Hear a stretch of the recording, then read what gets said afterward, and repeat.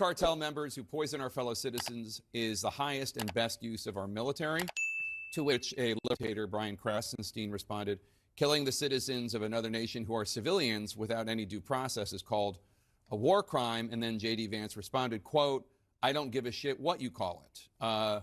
Scott Jennings, thoughts? Well, I'll give you my political view of how I think most Americans are going to view it, most Republicans certainly, and that is that societal decline is a choice.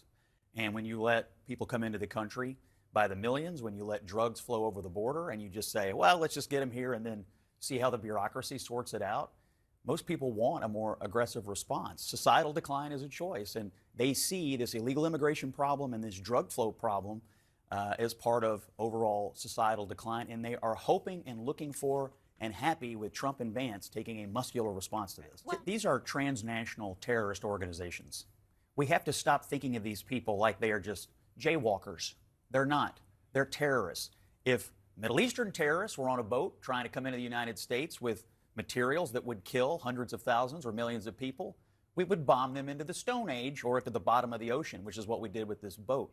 We have to think of them that way. They are terrorists. They're coming to terrorize our communities, kill our children, and create societal decline in the United States. That is what we have to reframe our thinking on them. Well, let me ask you this. There was a time during the Biden administration's chaotic withdrawal from Afghanistan where people thought they had intelligence on an Afghan van or truck, and the Americans struck it, and it turned out it was just an innocent family. I mean, that is the difference between summary execution by the military and extraditing and arresting. So while there's no reason that I know of as of now to think this was anything other than what the Trump administration says it was, it is always possible that the best men and women on the job might make a mistake, and you can't take it back when it's an execution. It is possible. But at the same time, if you have faith in the military and faith in our intelligence services and faith in the people running them, and I do, then you have to trust that when they say, look, here comes a boatload of drug dealers who are coming to terrorize our communities.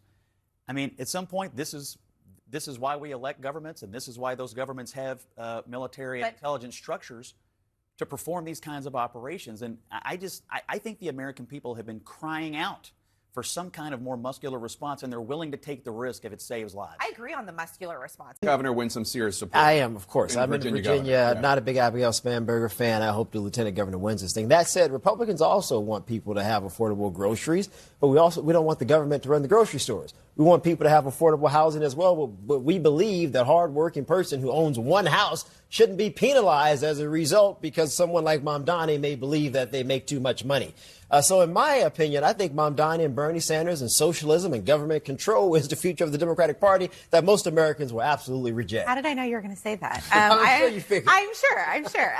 No, Mamdani and Bernie Sanders are not the future of the Democratic Party. And actually, Democrats do not fall in line with Mamdani's agenda. They do care about costs, but I think largely they do not believe governments should run our grocery stores. With that said, I think Ruben Gallego, who is a veteran, who has talked a lot about... Senator from Arizona. Senator from Arizona, won Arizona, understands the Latino community. Latinos are, I think, going to be critical in the midterm elections and moving forward. And he, I think, is someone to watch. I think Cory Booker also did a really great job on the House floor, talking about how people have been impacted by Trump. And so I think those are the two to watch moving forward. Cory Booker recently engaged. Congratulations. Recently engaged, Cory Booker. Well, I mean, for the foreseeable future, the person who's running the Democratic Party now is going to be running it. That's Donald Trump. I mean, the only thing they know how to do is be against whatever he is for. And so there is no leader of the party except for Trump. The beating heart of the Democratic Party is if Trump is for it, we're against it, and you throw a little socialism on the side. That's basically how they work. All right, thanks. I know. Let the record reflect that the two Democrats at the panel disagreed with what he had to say. Coming up, a race against the clock to stop a terrorist from going free. It sounds more like a spy novel, but it's